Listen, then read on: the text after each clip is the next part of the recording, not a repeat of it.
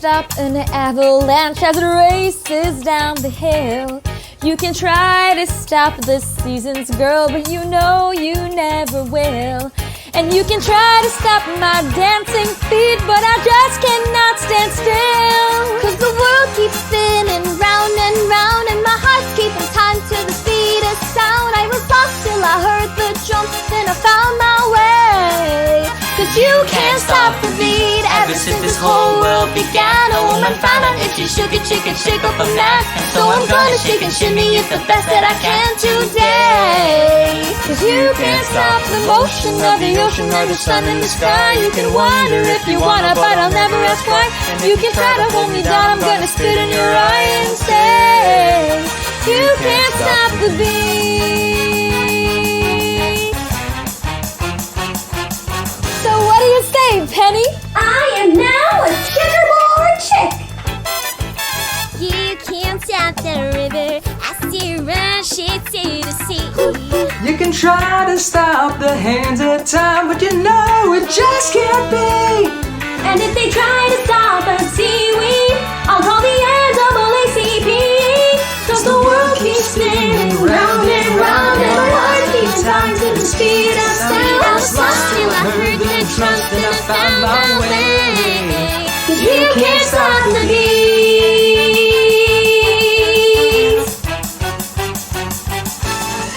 Amber, this is my dance, and it's dedicated to everybody.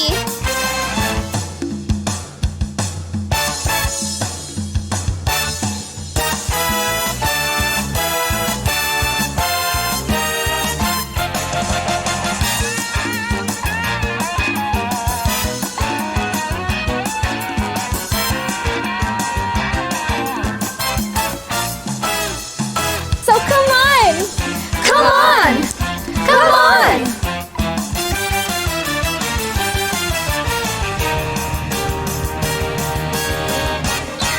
Ever since you first saw the light, a man and woman like to shake it on a Saturday night. And so I'm gonna shake and shimmy it with all of my might today. 'Cause you can't stop the motion of the ocean or the rain from above. You can try to stop the paradise we're dreaming of, but you cannot stop the rhythm of two hearts in love to stay. 'Cause you can't stop the beat. You can't stop the beat. You can't stop the beat.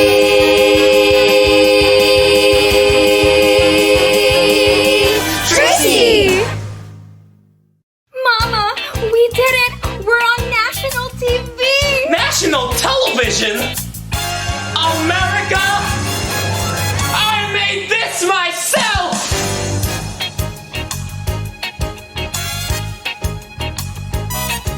You can't stop my happiness as I'm speeding down the track. Child, yesterday is history and it's never coming back. 'Cause tomorrow is a brand new day and it don't know white from black. 'Cause the world Keeps spinning round and round, keeping time to the speed of sound. Till I heard the drums and I found my way. 'Cause you can't stop the beat. Oh, oh, oh, oh. Come on, you know, so shake your body, muscle. Yes, you can. Yes, you can. Yes, you can. You can't stop the beat. Ever since you first saw the sun, girls are always trying to please some. Now we're gonna shake and shimmy and just have some fun today. 'Cause you can't stop the motion of the ocean or the rain from above. You can try to stop the paradise we're dreaming of, but you can't stop the rhythm of two hearts in love to stay. 'Cause you can't stop the beat. You can't stop the beat. You can't stop the beat. You can't stop the beat.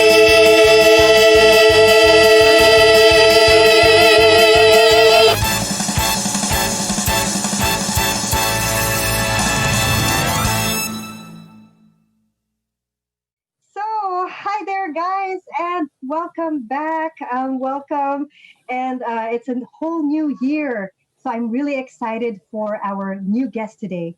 You know, in previous sessions, we've had guests who were experts in conducting and composition, in songwriting, and in choral arrangement.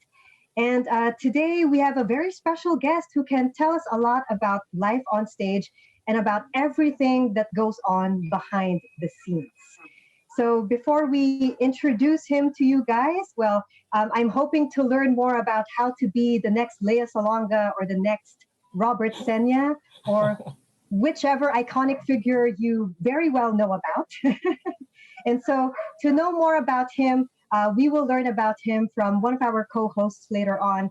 And first and foremost, mabuhay and good evening. This is Sam. Good afternoon to the other parts of the world. I am Anton. Good morning, Cao An. I'm Nina. Welcome back, guys. And again, Happy New Year. Happy New I know Year. we've Happy New greeted each Year. other last time. Yes, but it's a good thing to remember or to remind our viewers that this year could actually be a Happy New Year, especially with the ongoing developments of the vaccine. So I'm very hopeful about that. So anyhow, today won't be about COVID. Let's forget about that in a moment. And I would really love to talk about musicals because that is what our special guest today is all about. And you know, in my childhood, I was exposed to Broadway music at a very early age, primarily because I have an uncle who was an avid fan of Broadway music. He collected the musical scores, even if back then I did not have any knowledge of music theory or musical notation. He collected those music scores anyway, just because he loved Broadway so much. He was able to watch the original shows in London and also in Japan. And so he really affected me in terms of my choice of music at a young age. And I was exposed to Broadway musicals even before I started learning opera music or classical Western and Eastern music when I took up music in college. So this is actually very memorable. This is nostalgic for me as a person. And so I would like to briefly talk about some of my favorites, which of course include who wouldn't know in among all our viewers out there who are avid fans of Broadway, who wouldn't know about Miss Saigon, Les Miserables, and all the Disney films that have become Broadway shows as well, right? Well, in this case, I think it's also important to note that that musical theater has a very long line of history. And well, I don't want to sound preachy here, and I'll do my best not to not to make it a lecture, because this will not be about me in the first place, but about our special guest. But I think it's interesting. It's interesting to note that that way back in ancient Greece, this all began with people like Aeschylus and Sophocles. You know, these people from ancient Greece were able to make their own music compositions.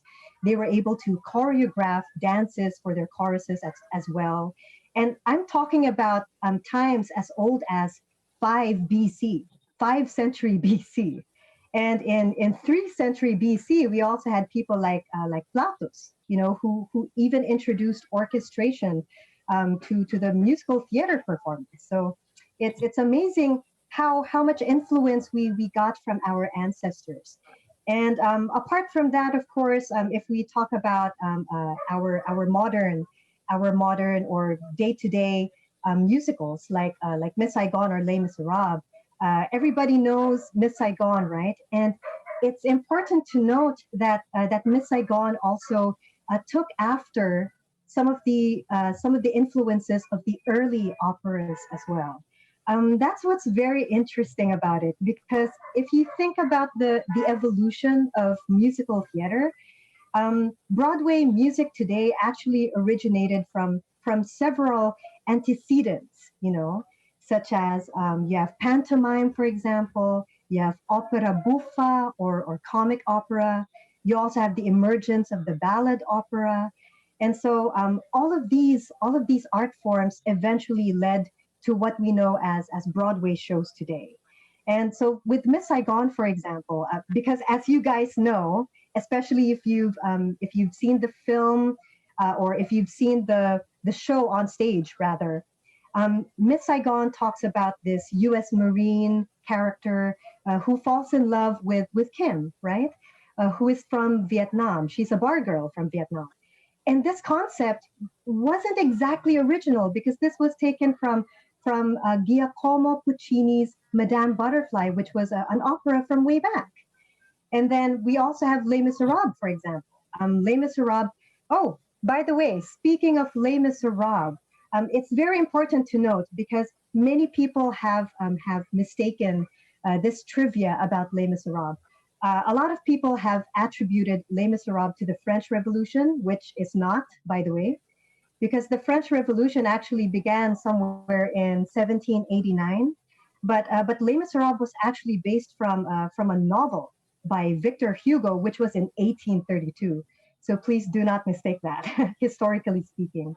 And in general, what makes these musicals so memorable and so educational at the same time is because they are so well coordinated as a story. They are so well orchestrated because they don't just focus on one theme. I'm sure our special guest would talk more about that since he is a director and all. And I won't spill the beans because I would like to wait for the details of the introduction. But anyhow, what's good about musical plays, as I was about to say, is that they are so properly orchestrated. Meaning to say, it's not just focused on one particular theme. It's always an amalgamation of many different themes. You have a love story between two people. Sometimes you even have love triangles or love squares. Even there are many characters involved, and it's not just a love story.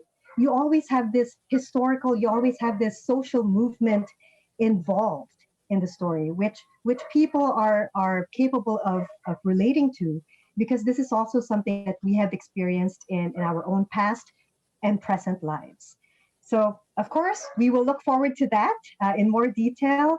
And I recall our interview with Joe Marie Chan in the past, and I remember that he was also interested in producing his own musical play. So I look forward to that too. And I truly hope that to all our new generations and young artists out there, I truly hope that you would also be interested in contributing more to this art form, to this field. And so, going back to you, Kuya Anton, because our special guest came from you once again. Who is our special guest today? Okay, thank you, Sam. He's an accomplished educator with demonstrated ability to teach, motivate, and direct students in various fields of the performing arts, with emphasis in theater and music. He's a recipient of the Tatak UP Award in 2015. It's an arts culture design category given to UP alumni who have given exemplary contributions to the Cebu, Philippines community.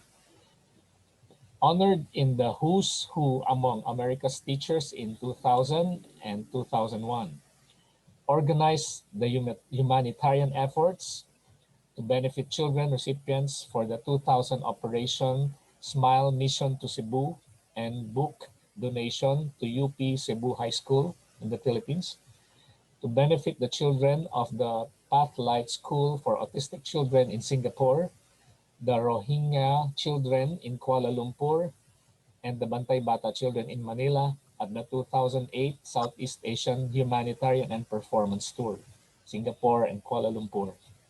Our dear viewers, Sam and Nina, I'm glad to introduce and very fortunate to have a visitor again from the music scene and musical theater, Mr. Alan Nazareno. Hello. Welcome, Alan. Yay! Welcome. Summarize that. That was a long introduction. The longest summary in history. I did not expect you to read everything. Sorry. I removed some parts already, but you know. Gosh, yeah. But anyway, thank you for gracing us with your presence. Pleasure. Your But eminence. I think I said, oh, that's a great idea. So yeah, thank you for thinking of me, by the way, and inviting me to join you today. Thank you, thank you. Welcome, Thank Ellen. you. Hello, welcome everyone. Huh? Yes, hello from Hong Kong. Yes.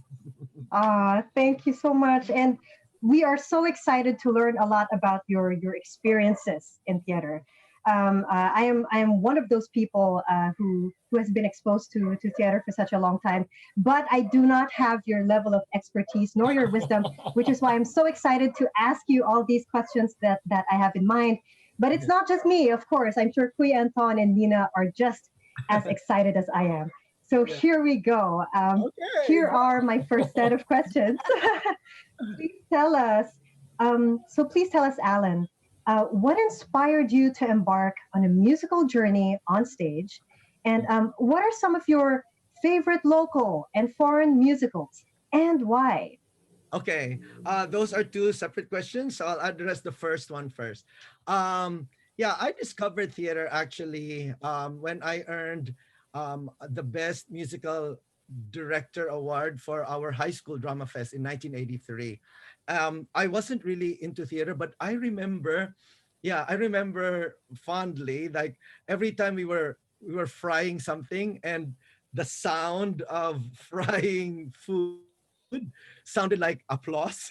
I remember like even as a young child, I would bow already. I would I didn't know Oh what my, that that's very was. creative. I know, but I didn't know what that was. It's just like I just kind of remembered it much later when I said, gosh, I think I had that in me, but I just didn't know much about it. The very first play, a musical I saw was a local production of West Side Story. And I was so enamored by the people who were on stage. Like I was in awe of those actors. But again, I did not know what theater was. So I just know they were having so much fun on stage. Yeah, it was actually the musical director award, and I wasn't even a performer. I was just doing Mm. music. That really made me like, oh, this is something that gives me fulfillment. When I went into college, I found out that there was a theater group. So I joined the theater group. That theater group experience gave me training in workshops, and that's where I learned about the basics of theater. And then eventually, my involvement with the USC Theater Guild led me to Cebu Rep. And Cebu Rep was founded by people who used to work for PETA. My experience with Cebu Rep also led me to do like exposure trips. When we did a play about sugar workers, we even lived with the sugar workers. So that opened my eyes to like the role of a theater person in your role is a storyteller, and so you need to tell the stories of the people whose voices are not heard. So that for me was very powerful. It kind of influenced me for the rest of my life, that my job as a theater person, I need to be able to tell stories with fact and correctly. I think that was a great experience. So I ended up giving up everything. Luckily, my parents were supportive. They didn't like it, but they gave me support and they made me go to music school. And so I had to start all over again and finish music in 3.5 years. So when I graduated, that was when Miss Saigon became big. So I started also learning about musical theater. Somehow I was really drawn into Miss Saigon. And then I started listening to Les Mis. And then I started listening also to Phantom of the Opera and I got hooked. Now with a music degree, I taught music at my alma mater, UP Cebu. And then a year after that, I was offered a job in Guam to teach music. So I think the Lord had other plans for me. I knew He did not want me to stay in Cebu. He had better plans. So, because things, it just happened. It was really weird because it was just random that I learned about the Guam gig. And then, I really felt that divine intervention was at work all through my life, actually. So I don't know if you can relate, but that's what God had planned all along. That's why of all the biblical characters, I really relate to Joseph the most because he's a dreamer.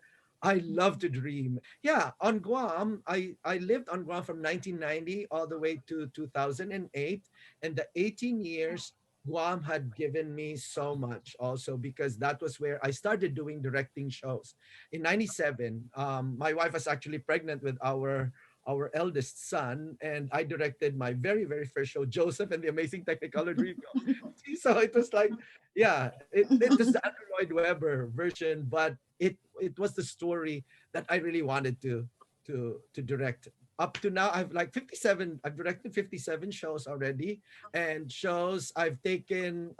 These shows have been seen by audiences on Guam, in Cebu, in Singapore, Kuala Lumpur, and in Hong Kong. And I've also taken students to perform in Manila, Orlando, Chicago, London, and Paris, and in venues such as the Singapore Esplanade. Oh my gosh, that's a great experience, and the Sydney Opera House. So, although I was not the performer, seeing my students perform there felt so thrilling for me. So that's basically my theater journey. Now, to answer the second question, yeah, I'm fortunate that I got married to my wife, who's also very much into musical theater. She was the former president of the Ateneo Glee Club. To answer the second question, it's difficult to choose just one because, yeah, it's like choosing who's your favorite child kind of thing. So I no, for this question, I have five that I would like to talk about because and I'll explain why they mean a lot. Of course, Les Mis.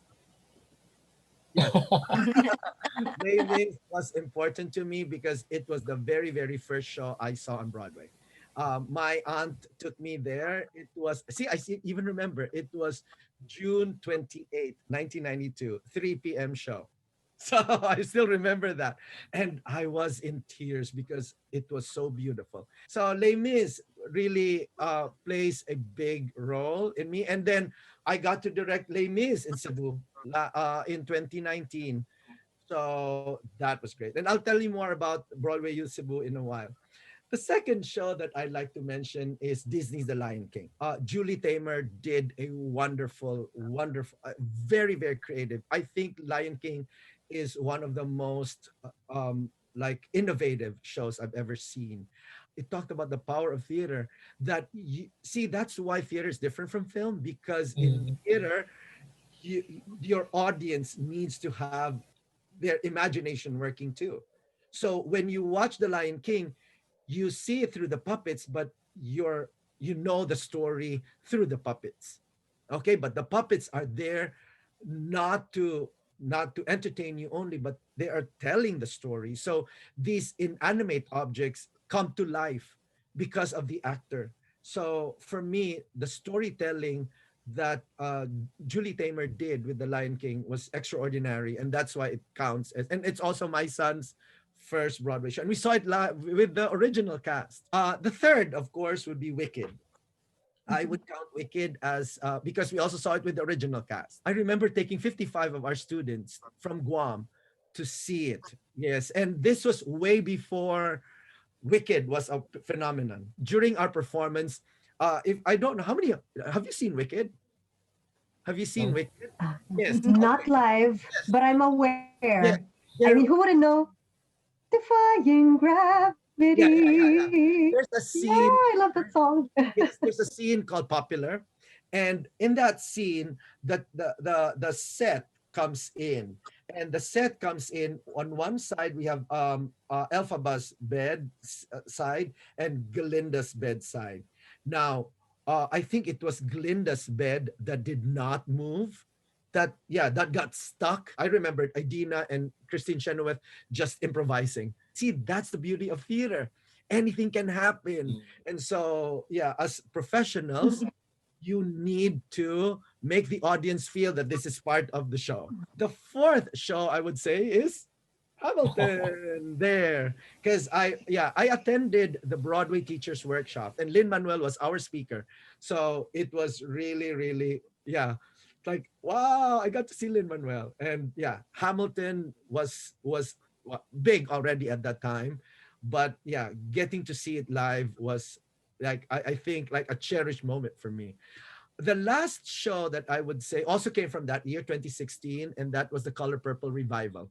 I've seen the Color Purple, the original production, on tour in Philly in 2004, but I wasn't too attached to it. What John Doyle did was he did everything with just these actors.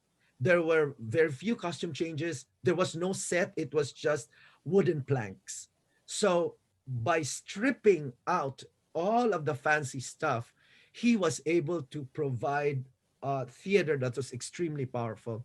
And that's why it is something that I cherish, because as a theater director, I now like to tell my story with as little as possible.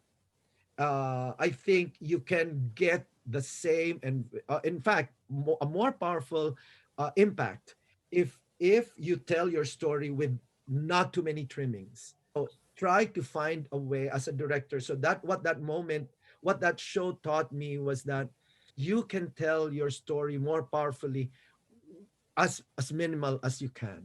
It was so surreal for me. And if you're familiar with Color Purple, the theme of God, this girl Celie had to go through so many trials. She was always looking up to the heavens and asking God what this is. And at the end, she writes to God and tells God what the things that she appreciates, the things that she has learned through her journey. Now, so those are the five Broadway shows. Now, if local, I only saw one original. Well, no, I've seen a few, but only one for me stands out, and that would be Katie, the original production, which I saw at the Rizal Theater. I don't know, Nina, if you've heard of Katie, but it was in 1989, where the Shangri-La Makati used to be Rizal Theater, and I have fond memories of seeing the show because that was my Miss Saigon time, and seeing a professional theater piece, yeah, done in Filipino but with a very Broadway type of music. Ryan Kayabyab's music was very, very much Broadway jazzy type. I bought that to cassette set, and yeah, it got burned out because of me keep listening to it over and over and over and over. Wow. I couldn't Wow. I Yes. couldn't Wow. I couldn't imagine myself taking center stage in a musical in New York. But it doesn't discourage me from enjoying and even performing such beautiful music. In fact, Sam and I have once performed a piece sung by Marius and Eponine from Les Miserables. Mhm. And during my childhood days, I watched a lot of times, and until now, my all-time favorite musicals like The Sound of Music, The King and I, because it's about family and adventures and family adventures. And I'm listening also to the songs from the new breed of musicals like The Greatest Showman and Dear Evan Hansen. Unfortunately, I wasn't able to watch Miss Saigon, but I loved listening to the music of Miss Saigon and eventually knew the tragic story and the characters with the beautiful songs. Alan, what projects have you done that interest you most? And which ones do you consider to have been most challenging for you and why? Regarding my favorite projects, of course, Joseph and the Amazing Technical Dreamcoat being the first Broadway musical that I directed on Guam, and I got to direct it twice on Guam. First with my public school, and then second with my international school, and then it was also the first. It was the second show I directed here in Hong Kong, and it was also I brought it also to Cebu. So I've already directed Joseph 4 times. Joseph plays a very, very important role in the projects that I've done. I think another challenging project would be the world premiere of Disney's Mulan dual language, Mm-hmm. because yeah, it started out because I teach at that time. I used to teach IB theater, International Baccalaureate Theater. It is a high school program, and my students, we were studying Cantonese opera. I gave them a challenge. I said, create a 5-minute piece of theater based on the things that you learned about Cantonese opera. So get some ideas that you can use for Cantonese opera, and then you are going to perform it for the grade 4 students. They did it, and their material was Mulan, Disney's Mulan. So they created a 5-minute piece based on Disney's Mulan using Cantonese opera. I was really so impressed by the kids. I sent an email to Disney Theatricals and I said, look at what my students are doing. We would like to see if we can push through with this because they already created their version of Mulan was dual language. They use English and Cantonese. Okay, but I said we want to translate this so that half of it will be it will be in dual language, English and Chinese. Then Disney wrote back, and Disney says, "Okay, yeah, we will give you as long as you pay the license, then we will let you explore this, but it is through strict supervision with our dramaturg." And I said, "Sure." So we were dealing with Ken Cernile. At that time, he was working for Disney Theatricals, and he was always in contact with us. So we had to rewrite the script from English to Chinese. Okay. And then we had to identify because the main thing that Ken told us was do not translate it where inside English and then translate again in Chinese. No, you don't do that. This has to flow like if an English audience member was going to watch it, he would understand the show. If it's a Chinese audience attending it, they would still understand the show.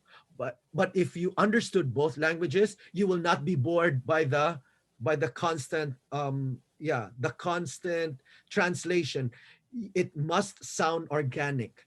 So we had to dissect the script, and I was dealing with high school students. These were third year high school students that I was dealing with. So we were looking at the script and then submit to Disney for approval, and then we even had to workshop it, film the workshop, send to Disney for approval again, and then we incorporated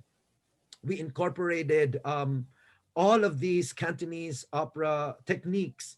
So the fighting was Cantonese opera. The dance, we used water sleeves. We wanted Mulan to really be told through the eyes of Asians. For me, that was important. As an Asian, it was important for my students also that we tell it the way an Asian would tell it. And the third one would be our Cebu production of Miss Saigon. I had always dreamed of wanting to do Miss Saigon. A lot of people feel that Miss Saigon is racist, Miss Saigon is problematic. So I was wondering what is really the cause? Because when you listen to the music and you read the script of Miss Saigon, there is really nothing racist with it. Okay, I saw then when I got the script that I needed to study. I realized then that the real reason why Miss Saigon is problematic is because again it is told through the lens of Western directors. So the director is the main storyteller. It is through the director that the audience understands what the story is. So the director creates the angle. What angle without changing the script? How do you approach? How do you approach this play so that the audience gets it? I really wanted to tell the story of Miss Saigon through the eyes of an Asian. I had to write to MTI, the Music Theater International, the licensing agency. We are going to translate the wedding song into real Vietnamese words because Chiu Voi Vei was gibberish. That was not Vietnamese.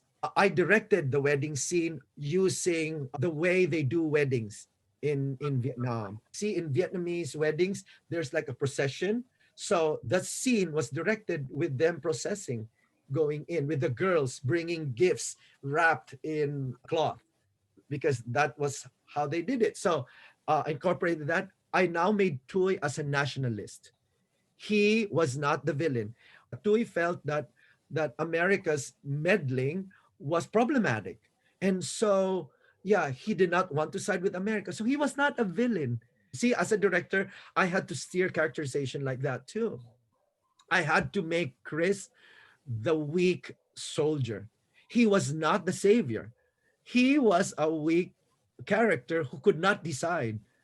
Yeah, he actually broke his promise to Kim. And I wanted Ellen to be a strong female character. Okay, because we needed strong female characters.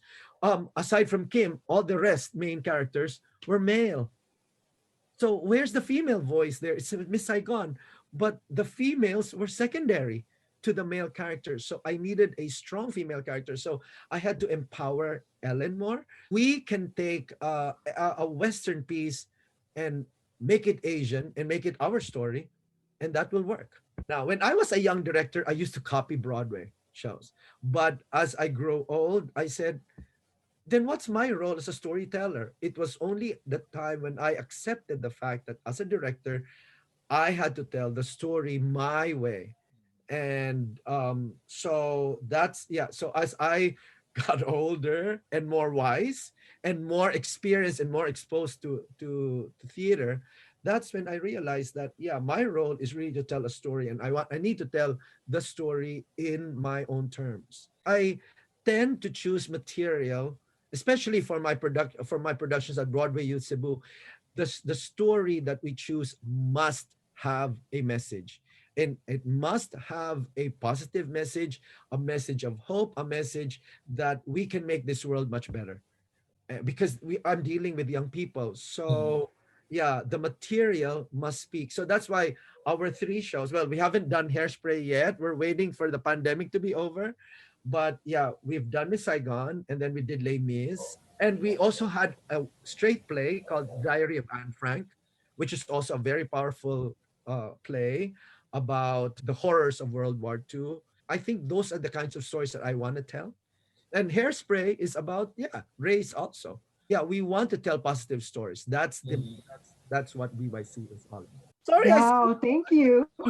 No, that's exactly what we want out of this. And that's exactly what our viewers are expecting. This is what your students and your parents want to see, you know. Yes. It's perfectly fine. Hmm. And I'm just wondering because with all these musical plays that you have mentioned so far, I'm sure you've directed them many, many times with different people, with different students. yeah. So my question for that is, does your direction change? Does your direction evolve, and how does it progress throughout the years? I think I've had about 10 shows that I've directed more than once. Joseph is the most at four versions. And of course, because they were done at different times of my life. My first version of Joseph was really like a copy of the Broadway show, because my goal then was like, I want to bring the Broadway experience to Guam, because at that time there was really nothing, and Guam is like thousands of miles away from New York. So my thinking there was like, by bringing the Broadway show version here through by using local talents, there is like a Broadway type of experience. I want to bring the experience, yeah, simulate the experience that you would have if you saw it. Now, when I did the last production of Joseph in 2016, I was already thinking differently as a director. I said, how can I tell Joseph different from the Broadway show? So what I do is, when I am given a project, I think I approach it like it's a new project for me. Even if it's a project that I've done before, I always approach it like it's going to be new, because I don't, of course, I get influenced by things that I've done in the past. I borrow that, but it's a totally different show. Yeah, because it is now a mixture. Because as a director too, you gain experiences as you go through life. I'm now much more aware of costuming. I'm now much more aware of set and the role of the set in directing. I know more now about the psychology of blocking, and the more shows I've seen, the more ideas that I get. See, I'm like, lately I can now work on ideas using projection, which I would not have thought of in 1997. See, so as new techniques and new technologies and more experiences of watching shows live that I get, then I have new ideas. Wow, that makes perfect sense because you know this also reminds me of the role of the conductor when he's conducting the orchestra or the choir. And I think you have some choral experience. Is that Yeah, correct? I do. Yeah. So you understand this also. from Yes. that perspective. because because as a conductor, of course, a conductor is also a musical director in that sense. And I remember watching master classes by some of the top conductors in the world, like Mr. Valery Gergiev, Mm. or like Mr. Gustavo Dudamel, for example, if you've heard of those names. um, and they would always talk about how they would perform the same piece for every other concert, but every other concert would be different, not only because they perform with different musicians, but because they always gain new perspectives from their personal experiences, and they interpret the same music in a totally different way. So that's completely magical, if I could say so myself. It's magical in that sense. And that's the difference between a craftsman and an artist. An artist, you make it new. You come up with something Yeah, new. But if you're a craftsman, then you do something the same always. with a Yeah. pattern. Yes, yeah. You follow a pattern. Mm. That's why people on Broadway have like a 6-month contract, because they easily get tired because they're not artists anymore. You have to see, yeah, see if you're in a long running show, yeah, if you're a long running show, you become a craftsman because you cannot change. Once the show is frozen, you cannot change it because there are so many other factors that are affecting it, especially in a very technical show. Cues are based on yeah, timing. Just before we go to Nina, by the way, Alan, Mm. I believe that you also prepared a musical performance for us in today's episode. So Yeah. could you please tell us something about it first? I asked two of my students, Ina and Danica, they're current members of Broadway Youth Cebu, to sing a song from muSiCahAn. And so they chose I Still Believe. And I also incorporated some scenes from our Cebu production of muSiCahAn.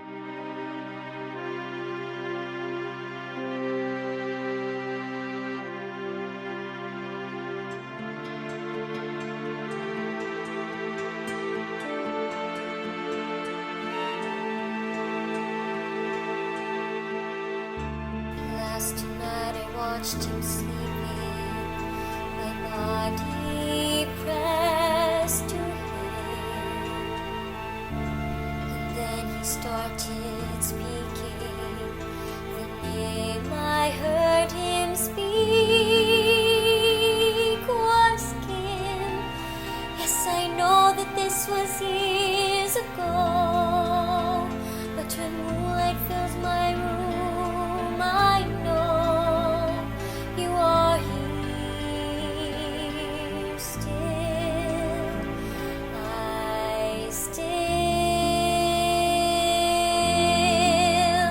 I still believe you will return. I know you will. My heart against all odds hold still. Yes, still. I still believe. I know as long as I can keep believing, I live, love cannot die. You will return, you will return, and I alone know why.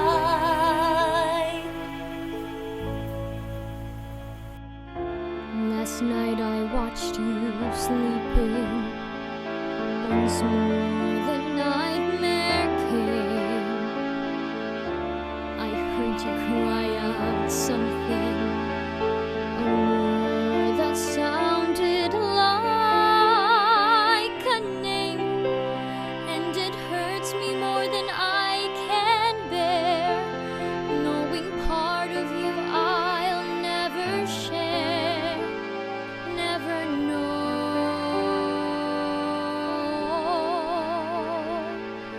But still,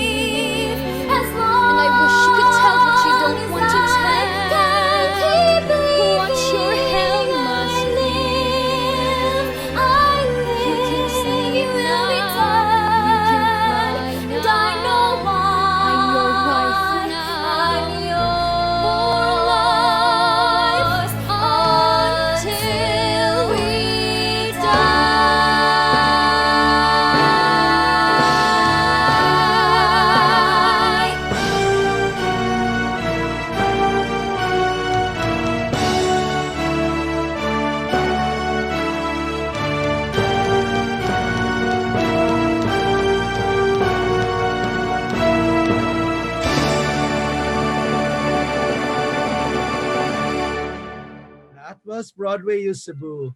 Now you have to remember that none of our performers were over 18.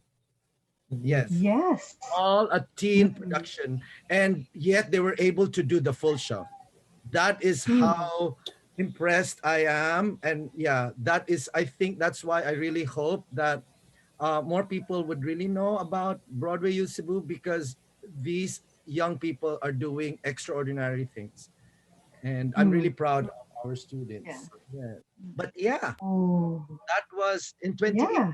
There's Yeah. potential. Yeah. Thank you. How about you, Nina?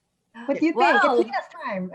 Yeah. Thank you, Ellen, for that, splendid performance of Miss Saigon. I remember that is Miss Saigon is one of my favorites, but I shall tell you the opera that I really enjoyed, a musical, Joseph and the Technicolor Dreamcoat, right? Yeah. And where was that? That was during college days, right? And then our college, the choir, they did a musical production, but I was not involved in it at all. But I went to watch it, and that was my first instance of listening to the music of Andrew Lloyd Webber, right? And for me, when I liked the musicals, I would go to the shop, buy the music, and play. So these ones that I really know very intimately from the music point wise would be Andrew Lloyd Webber, the Phantom of the Opera, Yes. Yeah. and then for the Bobille and Schoenberg will be Les Mis, and I also have the piano version. I can play the piano version, the violin version. So because I play both, right? And when I accompany people, we also do the vocal version. So I can, in fact, know three ways of doing it. But I think the biggest experience and joy is when you see the actual production live, right? So when at home in Singapore, you're playing the music of Phantom, or you're listening to all the CDs and of the opening, I think the original cast, and then you think imagining how it would look. So when I vividly remember going to see Phantom in London, and then when they had the scenes down the river, and then the chandelier scene. I Yes. that's when they say, oh, everybody told me, oh, chandelier scene. I'm just wondering what is chandelier scene. Then I realized, and for me, I imagined the chandelier scene would go so much faster. Then they say, oh, it's quite Yeah. slow. Yeah. It's slow. It is slow. Yeah. Yeah, right. But I mean, it's I think for theater, the most important thing is that the whole experience, and every time you see a production, it's different, right? So you see a production, even same music, even the same cast, but it's different because I think the cast reacts to the audience, and then it's live, right? And that's why when people say, oh, why don't we go to a concert and we can enjoy at home? Why must we go to the Esplanade Concert Hall? Yeah. Right. So I would say to them, firstly, Esplanade Concert Hall, you must go, right? And secondly, it's a totally different experience. Just like if you say that, oh, let's watch a soccer match, and I've been privileged to watch the soccer at Camp Nou, right, in Barcelona. And then, I thought it would be so boring. I even brought a book around, but I was so shocked that, because they said that it started at 7 p.m. and the actual football was start at 9. So I said, oh, it must be very boring. But I didn't realize, because it's different from Singapore, that they were at about 8 o'clock. They were all practicing, both sides practicing on the field itself. So it was actually entertainment before the match. So I thought the match was actually not as interesting as the entertainment before, and then the cheering in the middle. So I think actually soccer match is a bit like a musical. Also, it's very on the spot, Yeah. spontaneous, right? Yeah. Yeah. So I was just saying that I think the musicals in the 80s or 90s, Les Mis, Phantom, Cats, that was a enormous spectacle for me. I mean, when they say, oh, Cats is about cats. So I cannot imagine what it is all about. And then you really, when you're on the Yes. in the theater, and then you say, huh? You're surrounded by cats, and everything is about cats. All Yeah. right, so it's a really interactive experience, and that's where you find the wonder of theater. And I remember that Cats was something you can't explain to another human being until they really experience it. Yeah. And lastly, I would just say one of big joys was seeing Miss Saigon, and I was very privileged to see it in both in London and then with Monique Wilson as Kim. Oh.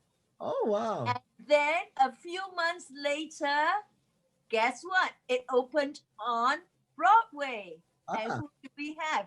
Miss Leah Salonga and Jonathan Price, the Yeah. original cast. So Yeah. that was the only original cast I have seen, but it was really very, very I just went out of the theater proud to be Asian, you know. In fact, when you mentioned about it being problematic, I felt proud that, you know, we have here Leah Salonga, if I'm not mistaken, she was no more than, when she first did the role, no more than 18 years old. So quite similar to the girls from your Cebu, right, Yes. Yes. from musical, Exactly. right? But I Yes. definitely think that in the Philippines, there is so much Yes. musical potential, right? And can you imagine the cast of Miss Saigon? Half of both London cast and New York Okay. cast, both from the Philippines. So right. So Yeah. I think maybe one day the Philippines will rival the black singers as having the best singers in the world, right? Yeah. Yeah. Yeah. So I can really imagine when you mentioned about the Color Purple, which I've watched the movie but did not never watch the musical. I can really imagine it's like being in a gospel church, yeah, Yes. and just being like Yes. for them, you know, God and music and rhythm is so part of their lives. Yeah. You when they are at that peak form, nobody can beat them. They're just incredible. So I really imagine that when you were crying when you saw certain, I think I would be crying too, right? And I think one musical I enjoyed very much was Les Mis. I saw the long version, the 3 hour 15 minutes. I thought I would be bored, but it was captivating right from the beginning to the end. I think when most of the band were at the last part, when you hear the people sing, I think everybody was on the, you know, like cheering, and it was like a revolution, right? Yeah. So I can in fact feel that it inspired a lot of people to really have emotions. And it's that you're not here to just watch a theater, you are here to live out an experience. And so I'm very happy when you mentioned about you as a director. I think the importance is your direction, your angle, and how, you know, when you do it, why would people come to see Alan Nazarino's perform direction compared to another person? So I think again, I think we've been discussing about this many times. Craftsmen and artists, Mm. right? Everyone has the same piece of music. Mm. How are the same notes? Why are some people like, you know, the top eight artists, right? And what some people you call average, and some people you say Yes. okay, you know, it's okay, which is like a kiss of death, you know, right? But what is artistry? And I just wanted to share, I was very blessed because I stayed in New Haven for 4 years, and one of my joys was going to see. I had subscription to the Yale Repertory Theatre Oh yeah. and the Yale Symphony, and also going down to Stanford to watch a lot of the plays. So I actually saw people like the Eugene O'Neill plays. So, you know, I was very, very privileged.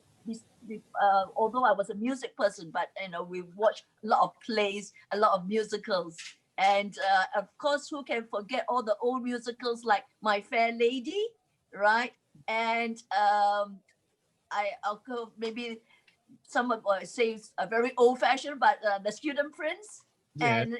and some of the very ones lovely ones. But I just wanted to share three musicals that I saw recently in 2015, and my biggest regret. So one of the musicals that I enjoyed very much was Matilda.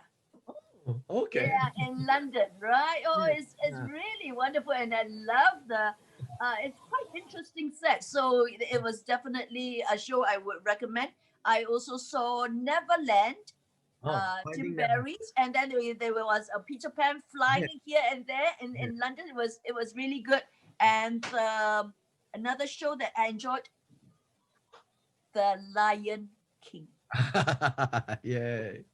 You Yeah. know, I mean, you cannot get out of the theater without thinking how wonderful life is, how encompassing music is. The whole experience of the theater. It was quite transformative, right? And I think with if the cast is on top form with the orchestra, it is really, I mean, whatever we pay is, you can't get that experience, right? So that is what I mean is food for the, not just for the mind but for the soul. And my biggest regret, 2015, somebody said, you do you want to see this musical? And they said, what?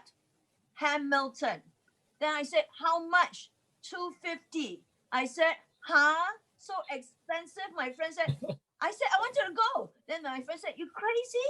It's 250 $250 US dollars, It's not $2.50, It's 250 US dollars. I had to sadly say no. And the year after, when I went to New York in 2016, it was 400, and there Yeah. was no tickets. Yes. No tickets. Yeah. Yeah. Yeah. And 250, I could have got it. But when you have people who are in studying economics, they would say you're crazy. So that's my biggest regret. So as I said, I'm living vicariously through you, listening to your mention about Hamilton. But definitely, I think that would be something that is a never to be forgotten experience, and also revolutionary, right? Yes. Yeah. They were able to live capture it. So you better watch the video. Of course, nothing beats live theater. All of these shows that were captured live Yes. are filmed in such a way that it is still very theatrical. I appreciate watching live theater filmed because now you can really see close-ups, but you don't see that in live theater. I think that's why theater is special because you are going there and it's the energy of the audience feeding actors and the Mhm. actors also feeding the audience, so that's why it's a very social event. And that's sadly why it is also one of the things that was affected especially by the pandemic because of the social nature of theater. When people gather to watch theater, you become one, Yes. are one community for the 2.5 hours that you're inside. You, so audience and actors feed on each other. Yes, and that's why no two performances are always the same. Even if they can't change it, the nature of theater is that it is live. The music is played live. The singing is played live. You are in the room where it happens because yeah, you are sharing. It is a communal sharing. That's the beauty of theater, which film cannot do. Which yeah, live music can also do that. But see, music has this tendency, yeah, because I'm as a music graduate, I've seen how musicians just become engrossed in their music. Yeah, but in theater, you need the feedback of your audience. You need the energy of your audience. So if your audience is very subdued, it affects the performance. And I always tell my students that, yeah, the energy of the audience is is very influential in your performance. Give and take. Yes, Yes. it's Mm. give and take. I forgot to add one more musical that Wow. was really very nice, and Mamma Mia, Yes, I've seen Mamma with Mia. all the songs from ABBA. And then, as I said, by the time it reached the end, I think half the audience was all up and dancing already. When we saw it in Hong Kong with a vibrant cast, it's a very young cast, and they were really engaging. Mamma Mia is so much fun. So it's not the material; it is really the performance. I, So I think also it's actually the interaction of the audience, because where we were, they're all dancing, right? yeah, So, see, so, and yeah, the funny thing is they were not young, so they were right, and they're all standing up and dancing and having a really great time, yeah, and you could not help but enjoy it. not just because of the performance, but because of all the audience, as you mentioned, a common shared Yeah. experience that we all united together. We love ABBA music. We love Yeah. dancing. We love life in general. And, you know, how wonderful the whole musical is all about ABBA songs. So, as I said, we go on to the next one. And I'm going to ask you, right? Please tell us how difficult is the training period or preparation stage of a theater performer? The preparation time can take even sometimes a year ahead. For Broadway U Cebu, we always plan a year ahead. So Mm. on the day of the final performance, we announce The we next already show. paid the license for the Yes. next year production. We pay the license because you cannot announce without paying the license. That is a big no-no. So you have to pay the license, and then we announce it already during the last performance that yeah, we are doing this next year. So so that's a year ahead or even more. Yeah, sometimes 15 months before we're already preparing for Hairspray. Because of the pandemic, we're now like going on 2 years of preparation. But here in Hong Kong, I do Broadway summer camp, and we're dealing with students from age 4 to age 12, and we give them 2 weeks to put up a Broadway show. Yes, but we do them as Yeah. a day camp. So I have them from 9 in the morning until maybe 4:30 in the afternoon. Young children can put up a great show in a span of 2 weeks. So, Alan, we Yeah. was just like to ask you. Hopefully, you can do it in Singapore, Yeah. Well, we're hoping. Yeah, that's a nice yeah, dream. I would love to do that. right? Yeah, we can do it together, right? And Yeah. and the last question: are you Yeah. ready? What Yeah. sacrifices are necessary to achieve your target as an artist? Gosh, there are many sacrifices. Of course, monetary is one. In Cebu, especially, a lot of it I end up paying for our productions when necessary, because funds are tight. So there are some that I would have to, like, you know what, I'll just take care of it. Yeah. Because the most important thing is giving the students the opportunity to do these projects. Some of the words that Alan here said today, which I will keep forever in my heart, would be what he said a while ago. There are many craftsmen and there are few artists. I'll remember that forever. It's very easy to be a craftsman because it's routinary. You do the same thing every day, but it's difficult, and the reward is great in the end if you become a true artist. So just before we end, Alan, I would like to thank you so much for your And wisdom. I Oh yes, I think there's another yes, of important course. thing, and an important lesson that I really really want to share before you end this. Yes, And please. this is from my Sure, wife. sure. She says, in performing arts, if you want a career in the performing arts, you cannot settle for mediocrity. Okay, you must Oh, oh must my gosh. yeah, you must look for excellence Go always. beyond. Yeah, you must go beyond what is standard. That's where you find success in the performing arts. You cannot be successful without your passion. You must be driven by passion, and you must really try your hardest to go beyond mediocrity. Because if you're mediocre, then yeah, then you will not be an artist. Yeah, Yeah. there shouldn't You're a be there craftsman. shouldn't be duplication. Yeah. Yeah. Shouldn't be. Hmm. Yeah, I just wanted to see that. And for Yes, especially, yes. this is another thing I also tell my students in especially for technical people. Uh Actors may make mistakes, but backstage people cannot make mistakes, Mm. because an actor can cheat their way, but a backstage person, a technical person, yeah, cannot make a mistake.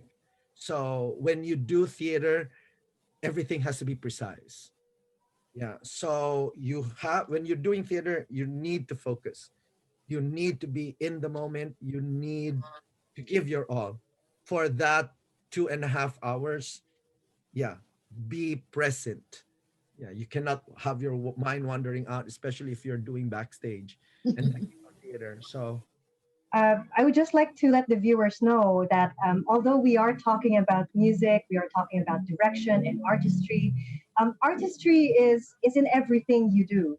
So whether you are doing engineering, architecture, whether you are a mathematics teacher, a science teacher, whatever field you are in right now, even if you're not playing any instrument, we all hope here at muSiCahAn that you would pursue artistry instead of mediocrity, just as Alan here said today, because aiming for artistry means aiming for the best, going beyond your limitations and always allowing yourself to progress as a person.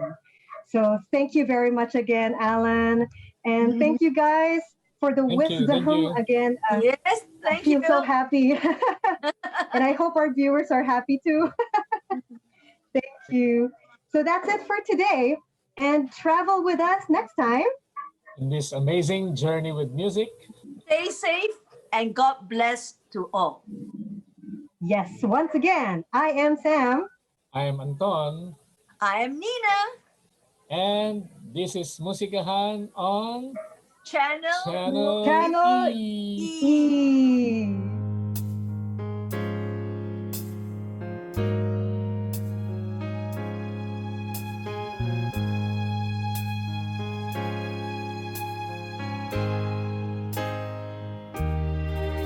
There's a light in the darkness, though the night is black as my skin. There's a light burning bright, showing me the way. But I know where I've been. There's a cry in the distance. It's a voice that comes from deep within. There's a cry asking why. I pray the answer's up ahead, 'cause I know where I've been. There's a road. There's a road We must travel. we must travel. There's a promise. There's a promise that we must make. Oh, but the riches will be plenty, worth the risk and the and the chances that that we take. There's a dream in the future. There's a struggle we have. Yeah.